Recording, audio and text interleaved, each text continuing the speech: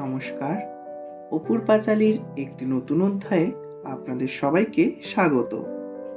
এবছর শ্রীপঞ্চমী শুরু হয়েছিল ১৩ই ফেব্রুয়ারির রাত থেকে, আর ১৪ই ফেব্রুয়ারির গোটা দিনটি ছিল শ্রীপঞ্চমী। তাই আমরা ভেবেছিলাম পুজোটা সকাল ৮টায় করানো হবে, কিন্তু ঠাকুরমশাই বললেন যে তার অনেক পুজো রয়েছে, তাই সকাল ৭টায় আসবেন। এই কথাটি শুনে আমরা ঠিক করলাম যে আমরা অর্ধেক কাজ রাত্রেই করে ফেলব, আর পরদিন সকালে বাকি কাজগুলো করব। তাই ১৩ই ফেব্রুয়ারির সকালে আমি বসে পড়েছিলাম ঘরটিকে সাজানোর জন্য।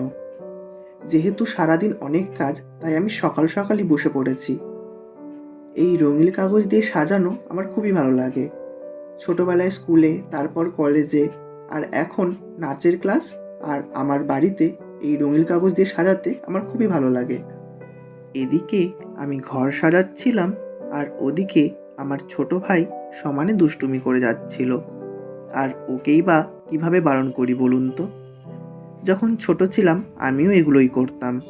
যখন মেজো মামা আলপনা দিত, ঘর সাজাতো, তখন আমিও এভাবেই বদমাশি করতাম আর মেজো মামাকে অল্প অল্প সাহায্য করতাম। দেখতে দেখতে আমার সাজানোর কাজ অর্ধেক হয়ে গিয়েছে। সন্ধেবেলায় মাকে আসনে বসিয়ে মায়ের মুখের আবরণটি খুলে ফেললাম, আর মায়ের মুখটি ছিল খুবই মিষ্টি ও মায়া ভরা। মাকে আসনে বসিয়ে আমি আমার বাকি সাজানোর কাজগুলো শুরু করে দিয়েছিলাম। আচ্ছা, সরস্বতী পুজোর আগে কুল খাওয়া কেন বারণ? এই প্রশ্নটি ছোটবেলা থেকেই আমাদের প্রত্যেকের মাথায় ঘোরাফেরা করে। আমাদের দেশ কৃষি প্রধান, তাই নতুন ফল ঈশ্বরকে নিবেদন করি খাওয়ার রীতি। আর বৈজ্ঞানিক দৃষ্টিকোণ থেকে দেখতে গেলে কাঁচা কষযুক্ত কুল খেলে কিন্তু ঠান্ডা লাগে, কারণ কুল তো লোকে প্রচুর খায় আর বদহজমও হয়।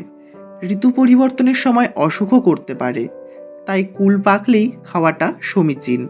আর শাস্ত্রে খাওয়ার বিষয়ে বহু বচনের মধ্যে কার্তিকে যেমন বেগুন, মাঘে মূলো বা কুল, চৈত্রে শিম, ভাদ্রে গোলাকার লাউ খাওয়া নিষেধ। কথা বলতে বলতে আমার সাজানোর কাজ হয়ে গিয়েছে।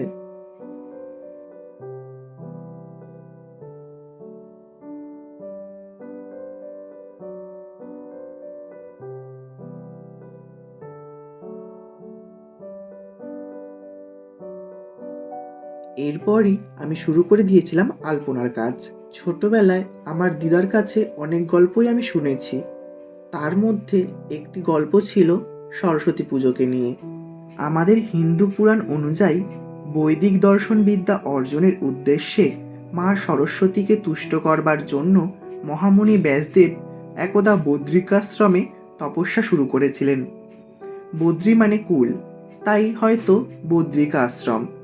আর তখন তপস্যা শুরুর আগে তপস্যা স্থলের কাছে একটি কুল বীজ রেখে দেবী শর্ত আরোপ করেন যে সেই কুল বীজ অঙ্কুরিত হয়ে চারা গাছ ও তা থেকে বড় গাছ এবং তা থেকে ফুল এবং নতুন ফল হলে তবে সেই কুল ফলটি ব্যাসদেবের মাথায় পতিত হবে এবং সেই দিনই তার তপস্যা পূর্ণ হবে এবং দেবী সরস্বতী তুষ্ট হবেন। এদিকে আমার আলপনার কাজ হয়ে গিয়েছে। এরপরই আমি নৈবেদ্যের জন্য বাদশাভোগ চাল, মুগ ডাল, ছোলা এগুলো ভিজিয়ে নিচ্ছিলাম। চলুন আবার গল্পে ফেরা যাক। এরপর ব্যাসদেবও সেই শর্ত মেনে তপস্যা শুরু করেন, আর ধীরে ধীরে বেশ কয়েক বছর পরই কুলবীজ অঙ্কুরিত হয়ে পূর্ণাঙ্গ গাছ ও তা থেকে ফল হলো এবং তা পেকে ব্যাসদেবের মাথায় পতিত হলো।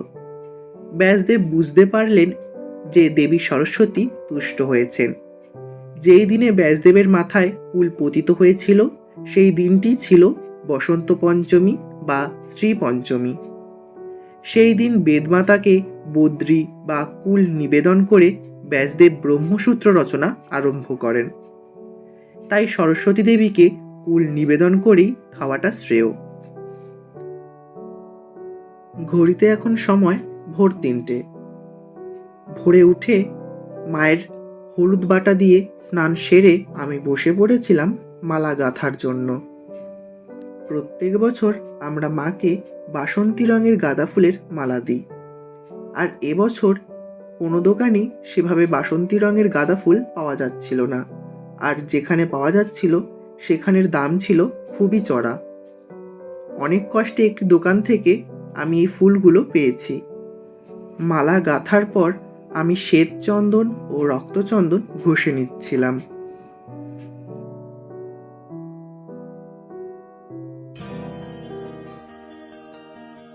সকালে 7টা বাজার কিছুক্ষণ আগেই ঠাকুরমশাই চলে এসেছিলেন, আর তিনি এসেই পুজোতে বসে পড়েছিলেন।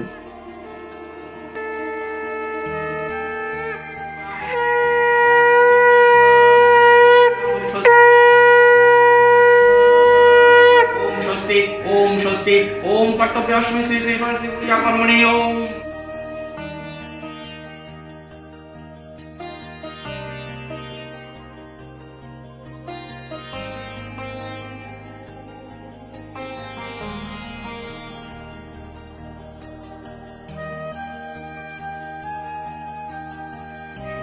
पुष्पे पुष्प संभवे पुष्पजय मुखेने च ओम फट्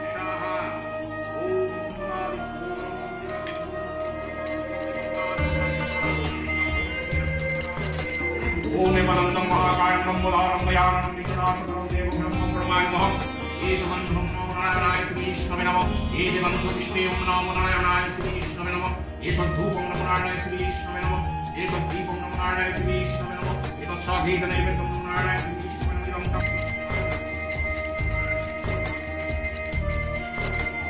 ओम नमो ब्रह्मदेवाय गौरामोदिताय योगिताय कृष्णाय गोविन्दाय नमो नमः। ओम पापं पापकर्मां पापं शम्भवं पापहरोहरि एषबन्धं नमस्काराय नमः एषबन्धं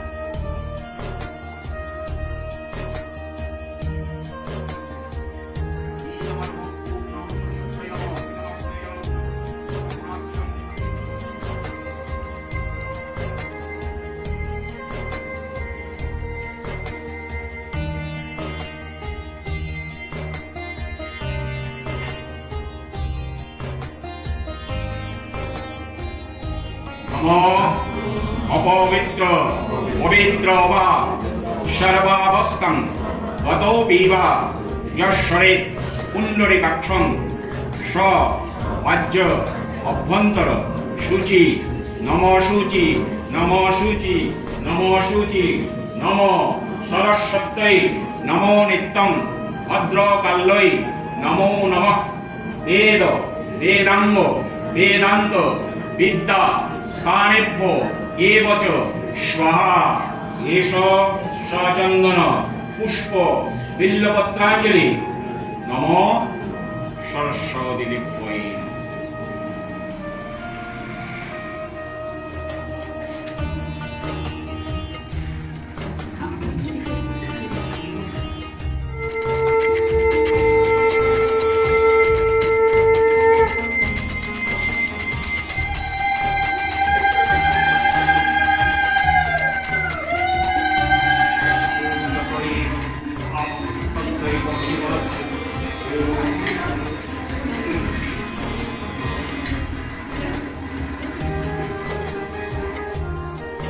পুজো শেষ হয়ে যাওয়ার পর ঠাকুরমশাই আমাদের প্রত্যেককে মায়ের পায়ের আশীর্বাদের ফুল দিচ্ছিলেন।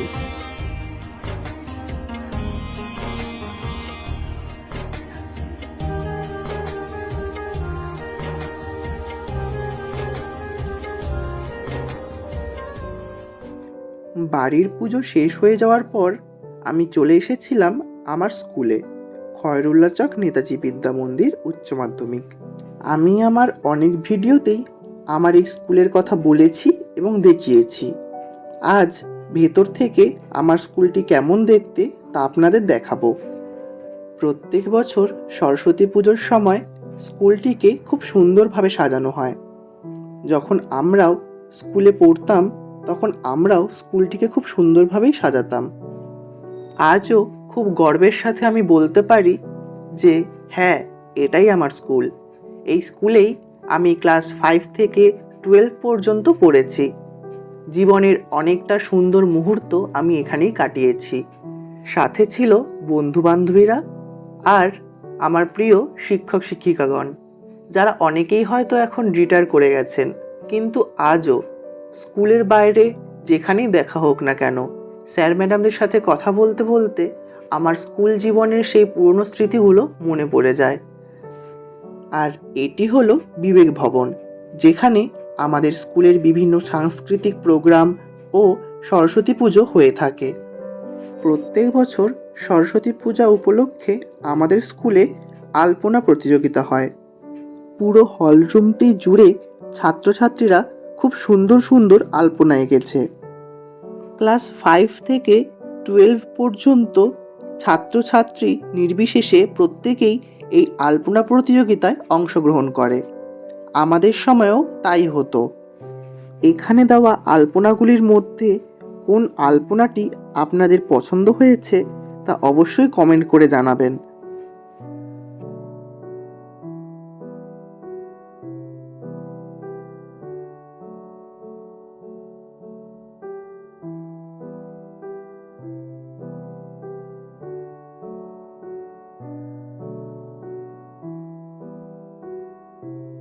পুরো রুমটিকে খুব সুন্দরভাবে সাজিয়ে তোলা হয়েছে।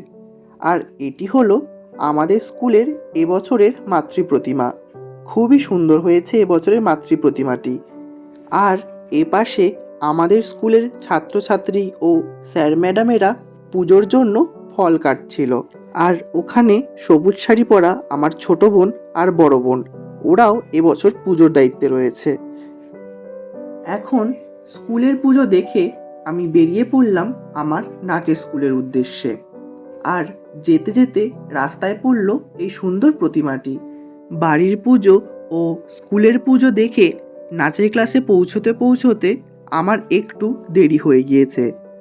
আর এখানে সবাই আগের থেকেই পৌঁছে গিয়েছিল। যা খুশি তোমার সুন্দর প্রসাদ লাগছে, তোকেও সুন্দর লাগছে, প্রসাদ পেয়ে যাবি, সে ভালো করে ঘুরতে যাচ্ছে। টাটা। ভালো করে আর এখানে সবাই বাইরে দাঁড়িয়ে দাঁড়িয়ে প্রসাদ খাচ্ছিল। আমি এনডিসি গ্রুপ সকাল থেকে অনেক কাজ করেছি, সেজে গুজে এসেছি। এই যে আমার অর্পণ দা, একটু ঘুরে নাও ব্যাক ক্যামেরা। এখানে ছিল দেবারতী, কৃত্তিকা আর মৌলিমা, আর নাচের ক্লাসের ছোট ছোট বাচ্চারা।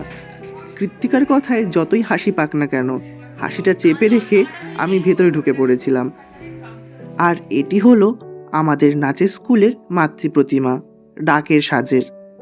আর এই সমস্ত ডেকোরেশনগুলো নাচের ক্লাসের সিনিয়র স্টুডেন্টরা আগের দিন এসে খুব যত্ন সহকারে করেছে।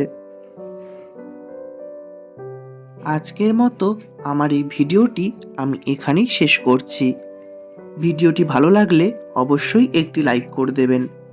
আমার চ্যানেলে নতুন হলে চ্যানেলটিকে সাবস্ক্রাইব করতে ভুলবেন না যেন। দেখা হচ্ছে আবার একটি নতুন অধ্যায়ে। ধন্যবাদ।